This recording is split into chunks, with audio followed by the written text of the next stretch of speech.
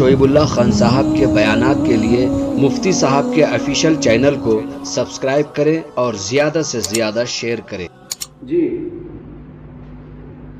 باب التيمم للجنوب إذا لم يجد الماء. وبه قال حدثنا محمد بن بشار ومحمود بن غيلان قال حدثنا أبو أحمد الزبيري قال حدثنا سفيان عن خالد الحزاء عن أبي قلابة عن عمرو بن وجدان عن أبي ذر رضي الله عنه وعنهم أن رسول الله صلى الله عليه وسلم قال إن الصعيد الطيب طهور المسلم وإن لم يجد الماء 10 سنين وإذا وجد الماء فليمسه بشرته فإن ذلك خير. وقال محمود في حديثه إن الصعيد الطيب وضوء المسلم.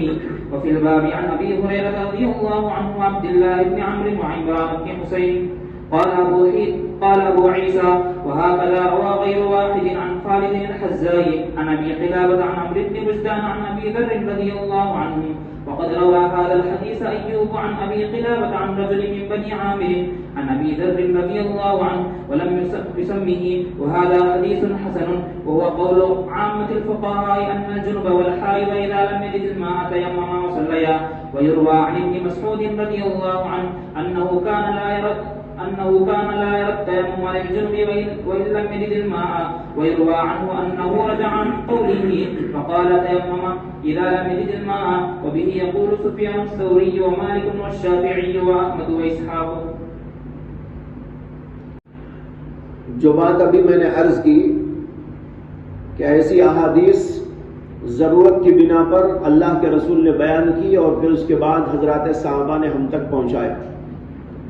اعتراض کرنے والوں نے جو اعتراض کیا اس کے اندر یہ بھی کہا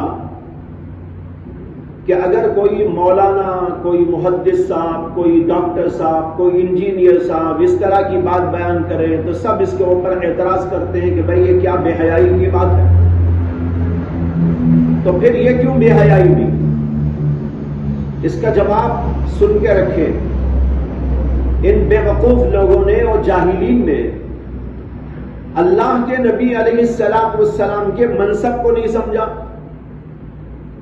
اور اللہ کے نبی کو بھی اور ایک مولانا کو بھی، محدث کو بھی، ڈاکٹر صاحب کو بھی، انجینئر صاحب کو، دونوں کو برابر سمجھ لیا.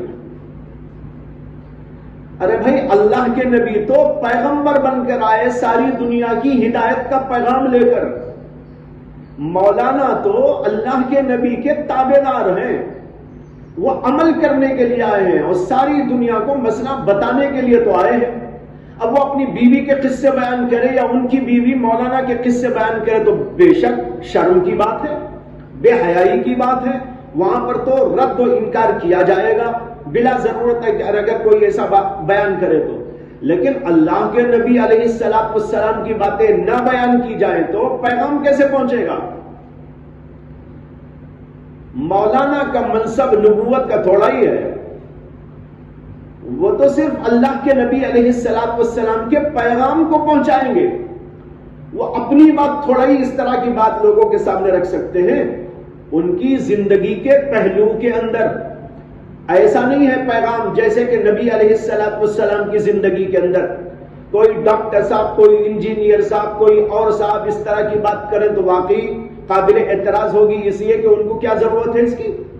لیکن نبی کے بارے میں آپ یہ نہیں کہہ سکتے. دونوں کو ایک قرار دینے کا نتیجہ یہ ہے کہ ان لوگوں نے اعتراض کیا اور نبی علیہ السلام کو نعوذ باللہ عام لوگوں کے برابر قرار دے کر اس پر اعتراض کرنے لگے. اس لیے اس بات کو یاد رکھنا چاہیے. آگے باب ہے باب ما جاء فی التیمم للجنوب اذا لم یجد الماء. اگر پانی نہ ملے تو جنابت والا تیمم کر سکتا ہے یا نہیں کر سکتا؟ ایک تو پانی نہ ملنے پر حالت حدث اصغر والا یعنی بے وضو آدمی وضو کی جگہ پر تیمم کرے گا، یہ مسئلہ متفق علیہ ہے. لیکن اگر کسی آدمی کو پانی نہ ملے اور وہ جنابت کی حالت میں ہو، غسل کرنا تھا، تو غسل کی جگہ پر تیمم کرنا درست ہے کہ نہیں؟ اس کے اوپر بھی تمام دنیا کے علماء کا اتفاق ہے، اجماع ہے کہ تیمم وہ کرے گا، کر سکتا ہے. جس طرح وضو کی جگہ پر تیمم ہوتا ہے اسی طریقے پر غسل کی جگہ بھی تیمم ہوتا ہے. صحابہ کرام کے اندر تھوڑا سا اختلاف رہا. حضرات صحابہ میں سے 2 صحابہ سے یہ بات منقول ہے، ایک حضرت سیدنا عمر بن خطاب سے اور دوسرے حضرت سیدنا عبداللہ بن مسعود رضی اللہ تعالیٰ عنہ سے، کہ دونوں حضرات غسل کی جگہ تیمم کو مانتے نہیں تھے اور یہ کہتے تھے کہ اگر پانی نہ ملے تو نماز چھوڑ دے، تیمم نہیں کر سکتا. بخاری شریف کے اندر ان دونوں کی روایات موجود ہیں، لیکن جمہور صحابہ کرام کا مسلک یہی ہے کہ غسل کی جگہ بھی تیمم ہو سکتا ہے اگر آدمی کو پانی نہ ملے یا عذر موجود ہو.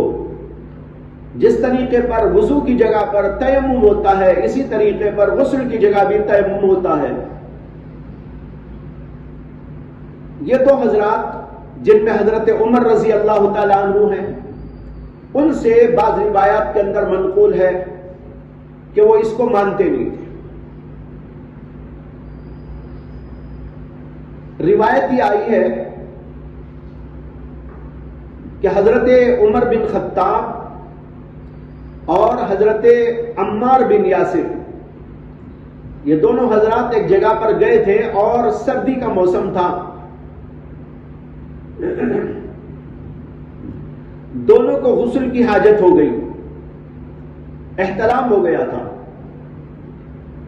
تو حضرت عمر رضی اللہ تعالی عنہ نے تو تیمم نہیں کیا، نماز چھوڑ دی، اور عمار بن یاسر نے یہ سمجھ کر کہ تیمم تو ہو سکتا ہے لیکن غسل کا تیمم الگ ٹائپ کا ہوگا، الگ انداز کا ہوگا، انہوں نے اپنے آپ کو مٹی میں ڈال کر لتھڑایا، الٹ پلٹ ہو گئے مٹی میں اور پورا جسم مٹی سے ملوث کر لیا.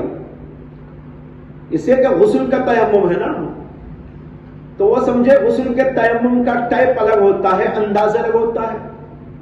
اور پھر اس کے بعد اللہ کے نبی علیہ السلام کی خدمت میں حاضر ہوئے اور قصہ عرض کیا. اللہ کے رسول علیہ السلام نے ان سے فرمایا یکفی کہاں گدا، ارے بھائی یہ بات کافی تھی کہ اتنا کر لیتے، ایسا کر کے دکھایا. یکفی کہاں گدا، تمہارے لیے تو اتنی بات کافی تھی، ایسا مارتے، ایسا کر لیتے. یعنی جیسا تیمم پہلے تم کو سکھایا گیا ہے وضو کا تیمم، اسی طرح کا تیمم یہاں بھی کافی ہے. تو بہرحال حضرت عمر نے نہیں کیا، حضرت عمار نے کر لیا تھا. ایک دفعہ حضرت عمار بن یاسر رضی اللہ تعالیٰ عنہ نے حضرت عمر کو یہ یاد دہانی کی، جبکہ ان سے کسی نے مسئلہ پوچھا حضرت عمر سے تو انہوں نے کہا نہیں تیمم نہیں کر سکتے تم. تو عمار بن یاسر بھی موجود تھے، انہوں نے کہا کہ آپ کو یاد نہیں کہ ایسا ایسا قصہ ہوا تھا، لیکن ان کو یاد نہیں آیا یا کوئی بات تھی جس کی وجہ سے حضرت عمر رضی اللہ تعالی عنہ اپنی بات پر رہے، یعنی غسل کے قائل، تیمم کے قائل اس صورت میں نہیں ہوئے. دوسرے حضرت سیدنا عبداللہ بن مسعود رضی اللہ تعالی عنہ ہیں، ان کی روایت بھی بخاری شریف کے اندر موجود ہے.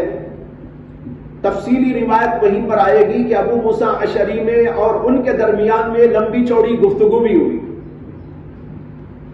حضرت ابو موسیٰ اشعری کہتے تھے کہ نہیں تیمم کر سکتے ہیں، حضرت عبداللہ بن مسعود رضی اللہ تعالی عنہ کہتے تھے کہ نہیں کر سکتے. لیکن خود انہی حضرات سے کچھ ایسی بھی روایت ہے جس سے معلوم ہوتا ہے کہ انہوں نے اپنے مسلک سے رجوع کر لیا تھا. رجوع کر لینے کے بعد گویا کہ تمام صحابہ کا بھی اتفاق ہو گیا، اور اسی لیے پوری امت اب متفق ہے کہ غسل کی جگہ بھی تیمم کیا جا سکتا ہے. یہ ہے باب کا حاصل، باب ما جاء فی التیمم للجنب اذا لم یجد الماء.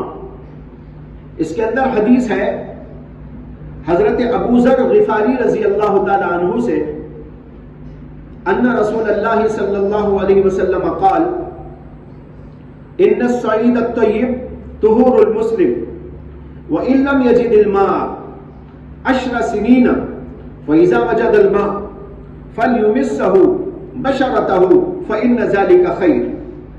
اللہ کے رسول علیہ السلام نے فرمایا پاک مٹی مسلمان کی طہارت ہے، پاک مٹی مسلمان کی طہارت ہے، یعنی طہارت کا ذریعہ ہے۔ وَإِن لَمْ يَجِدِ الْمَاءَ 10 سنین، اگرچہ کہ 10 برس تک اس کو پانی نہ ملے، اگر کسی آدمی کو 10 برس تک پانی نہیں مل سکا اور وہ لگاتار مٹی سے تیمم کرتا چلا گیا، تو اللہ کے نبی علیہ السلام فرماتے ہیں کہ ٹھیک ہے، کر سکتا ہے ایسا۔ ان الصعید الطیب طہور المسلم وَإِن لَمْ يَجِدِ الْمَاءَ 10 سنین فَإِذَا وَجَدَ الْمَاءَ، ہاں جب پانی اس کو مل جائے، فَلْيُمِسَّهُ بَشَرَتَهُ، تو وہ اپنے چمڑی پر پانی لگائے، یعنی وضو کرے۔ اس کا مطلب ہے وضو کرے۔ بشرہ کے معنی آتے چمڑی، کل پرسوں بھی یہ لفظ گزرا تھا۔ فَلْيُمِسَّهُ، وہ اپنے بشرہ یعنی جلد کو، چمڑی کو پانی لگائے۔ فَإِنَّ ذَلِكَ خَيْرٌ، کیونکہ یہ خیر ہے، خیر یعنی اس سے بہتر ہے، اس کی جگہ پر یہ ہونا چاہیے۔ پانی نہ ملا تو ٹھیک ہے، تیمم کرتا رہے، لیکن جب پانی مل جائے تو پانی ملنے کے بعد پانی سے وضو کرنا چاہیے، یہ خیر ہے۔ خیر کا مطلب یہ نہیں کہ دونوں کر سکتا ہے، یہ بہتر ہے۔ ایسی جگہ پر خیر اس معنی کر نہیں ہوتا، بلکہ اس معنی کر ہوتا ہے کہ اس کی جگہ خیر اس میں رکھ دی گئی ہے، اب وہ نہیں کر سکتے آپ، اس کی جگہ اب یہی کرنا ہوگا۔ یہ مطلب نہیں لے سکتے کہ وہ بھی کر سکتے ہیں، یہ بھی کر سکتے ہیں، یہ بہتر ہے۔ اس لیے کہ بعض وقت الفاظ اس طرح کے استعمال ہوتے ہیں تو کنفیوژن ہو جاتا ہے، اور لوگ یہ سمجھ جاتے ہیں کہ بھئی یہ تو خیر ہی کہا ہے نا، چلو وہ بھی کر سکتے ہیں۔ نہیں، پانی مل گیا تو تیمم برخاست ہو جاتا ہے، پانی آ جائے تیمم برخاست، پانی ملنے کے بعد تیمم باقی ہی نہیں رہتا، وہ خود بخود ہی بھاگ جاتا ہے، اس لیے کہ اس کے بعد اس کا کوئی مصرف نہیں، اس کے بعد اس کا کوئی سوال نہیں۔ اس لیے کہا فَإِنَّ ذَلِكَ خَيْرٌ۔ وقال محمود فی حدیثه ان الصعید الطیب وضوء المسلم، اور محمود نے یعنی محمود بن غیلان، انہوں نے اپنی حدیث کے اندر یہ الفاظ کہے ہیں ان الصعید الطیب وضوء المسلم۔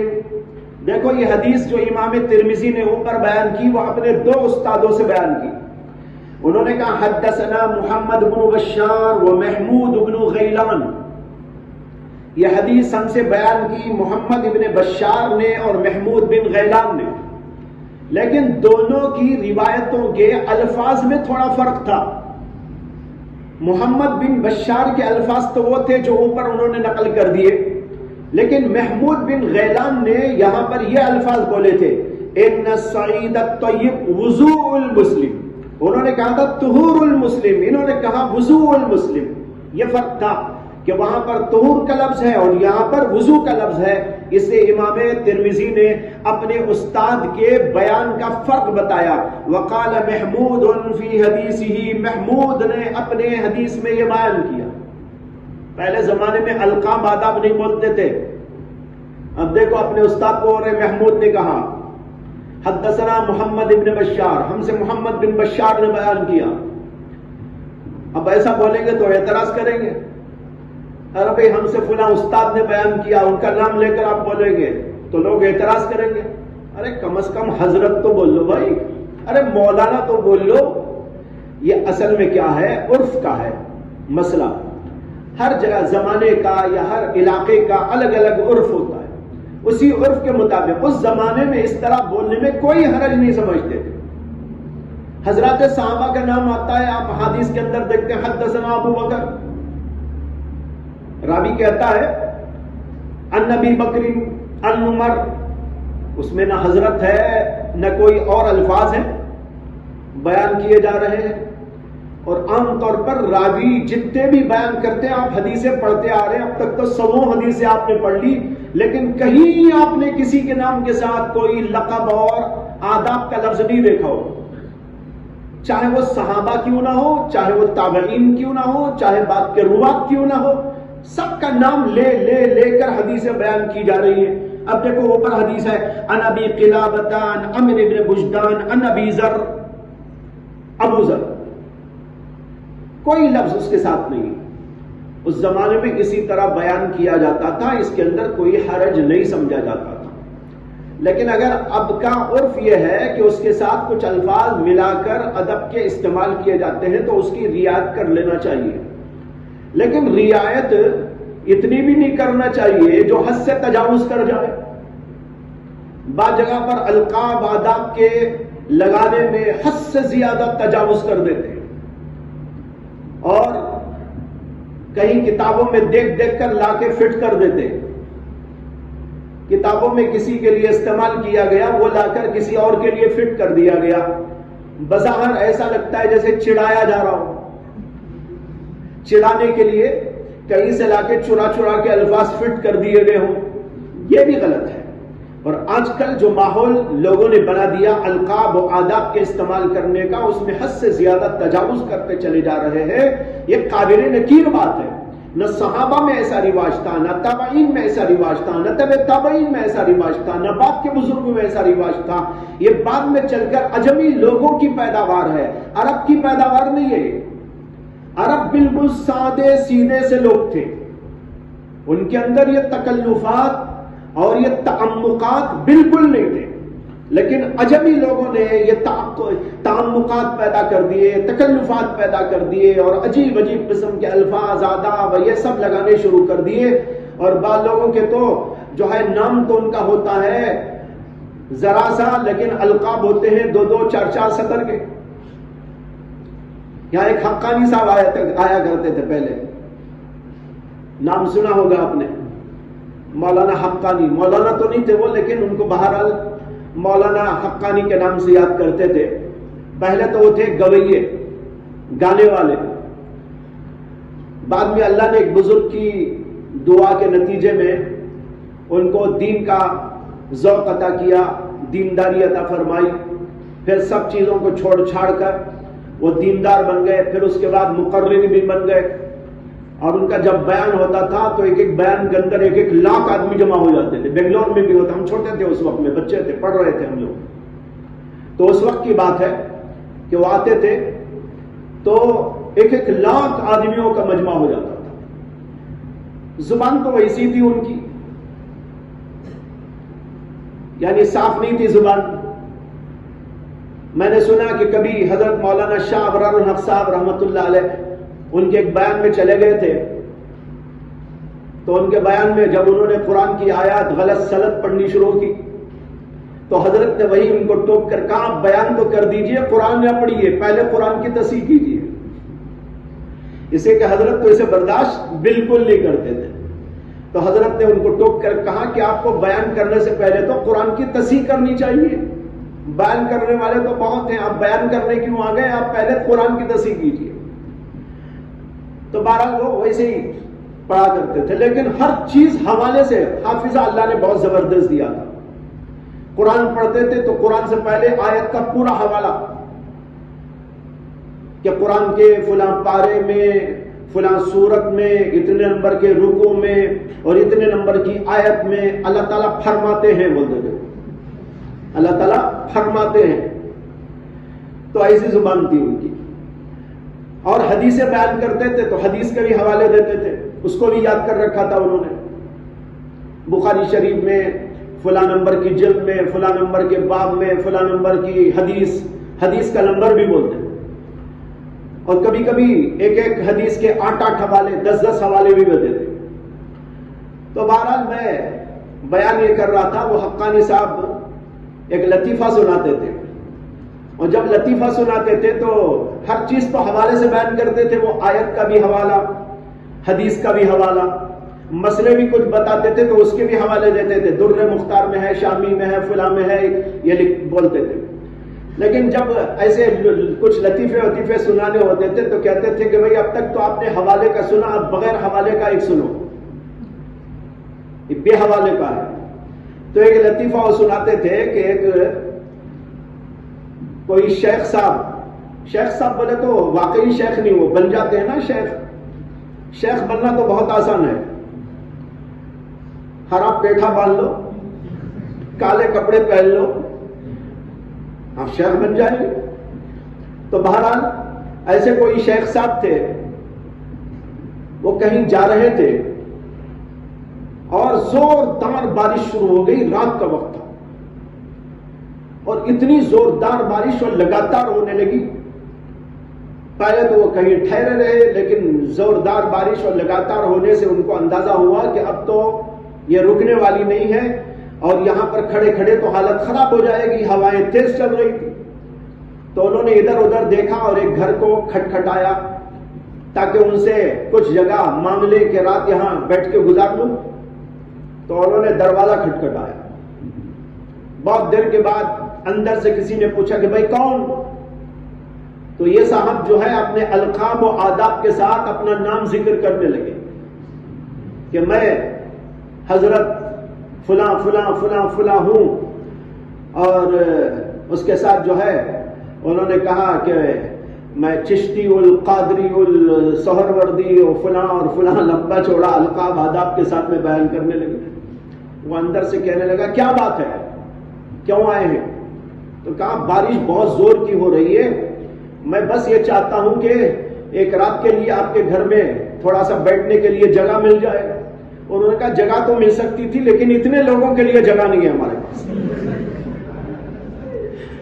اتنے لوگوں کے لیے جگہ نہیں ہے، اس لیے واپس جائیے آپ. تو یہ لطیفہ سنایا کرتے تھے القاب و آداب پر. تو بھئی ایسے القاب و آداب بھی پسندیدہ نہیں ہے. سادگی ہونی چاہیے، تھوڑا بہت ادب کا لحاظ رکھے، یہ الگ بات ہے. اور دل میں اصل ادب ہوتا ہے. اگر دل میں ادب نہ ہو، ظاہری طور پر القاب و آداب کی بھرمار بھی کر لی جائے تو بے فائدہ ہے. لیکن دل میں ادب ہو اور سلیقے کے ساتھ آدمی بغیر کسی لقب کے، بغیر کسی ادب کے الفاظ کے نام بھی لے لیتا ہے تو اس کے اندر بھی کوئی مذائقہ نہیں ہوا کرتا. بہرحال میں پتہ نہیں کیا بول رہا تھا، کیا بولنے لگا تھا، یاد بھی نہیں ہے مجھے. یاد ہے؟ ہاں محمود پہ بول رہا تھا. یہ امام ترمذی کے استاد ہیں. انہوں نے کہا وقال محمود نے کہا اپنی حدیث میں ان السعید الطیب وضوء المسلم. آگے ہے وفی الباب عن ابی ہریرہ وعبداللہ بن عمرو وعمران بن حسین. اس باب میں ان صحابہ سے بھی احادیث مروی ہے. قال ابو عیسیٰ وہکذا روا غیر واحد عن خالد الحذاء. اسی طرح بہت سارے راویوں نے روایت کیا ہے خالد الحذاء سے، اور خالد الحذاء نے ابو قلابہ سے، اور ابو قلابہ نے عمرو ابن بجدان سے، اور عمرو ابن بجدان نے حضرت ابو ذر غفاری رضی اللہ تعالی عنہ سے. اوپر جو روایت آئی ہے وہ اسی طرح ہے. سفیان روایت کرتے ہیں خالد الحذاء سے. سفیان کے علاوہ بھی بہت سارے لوگوں نے اسی طرح حضرت خالد ابن الحذاء سے روایت کیا ہے. یہ بول رہے امام ترمذی. ہاں کذا روا، یعنی جیسے اوپر سفیان نے روایت کیا ہے خالد بن الحذاء سے، انہوں نے ابو قلابہ سے، انہوں نے عمرو ابن بجدان سے، انہوں نے ابو ذر سے، اسی طریقے پر روایت کیا ہے بہت سارے لوگوں نے. یہ خالد الحذاء، حذاء کہتے ہیں جوتے بنانے والا، جوتے بنانے والے کو حذاء کہتے ہیں. علماء لکھتے ہیں خالد بن الحذاء جو تھے وہ کوئی جوتے بناتے نہیں تھے، وہ تو محدث تھے، لیکن ان کے ایک دوست تھے وہ جوتے بنایا کرتے تھے. اور کبھی فرصت کے موقع پر خالد بن الحذاء ان کی دکان پہ جا کے بیٹھ جایا کرتے تھے. لوگوں میں اسی کی وجہ سے مشہور ہو گئے خالد بن الحذاء. حالانکہ حذاء تو ان کے دوست تھے، یہ نہیں تھے، لیکن دوستی ان سے ہونے کی وجہ سے ان کے نام کے ساتھ بھی یہی لگ گیا. وقد روا هذا الحدیث ایوب عن ابی قلابۃ عن رجل من بنی عامر عن ابی ذر ولم یسمہ. کہتے ہیں اس حدیث کو ایوب السختیانی نے ابو قلابہ سے روایت کیا ہے، اور ابو قلابہ نے بنو عامر کے ایک آدمی سے، لیکن ان کا نام ذکر نہیں کیا. ابو عامر کے ایک آدمی سے، بنو عامر کے ایک آدمی سے روایت کیا، لیکن ان کا نام نہیں بتایا، ابو ذر ہی سے. لیکن یہ روایت ظاہر بات ہے اوپر کی روایت کے اعتبار سے صحیح نہیں ہوگی، اس لیے کہ اس کے اندر ایک راوی مجہول ہے. وہذا حدیث حسن صحیح، اور اوپر جو حضرت ابو ذر غفاری رضی اللہ عنہ کی حدیث ذکر کی گئی ہے یہ حدیث حسن صحیح ہے. وہو قول عامۃ الفقہاء ان الجنوب والحائض اذا لم یجد الماء تیمما وصلیا. یہی عام فقہائے کرام، عام سے مراد جمہور فقہائے کرام کا قول ہے کہ جنوبی آدمی اور حائضہ عورت اگر پانی کو نہ پائیں تو وہ دونوں تیمم کریں اور نماز پڑھیں.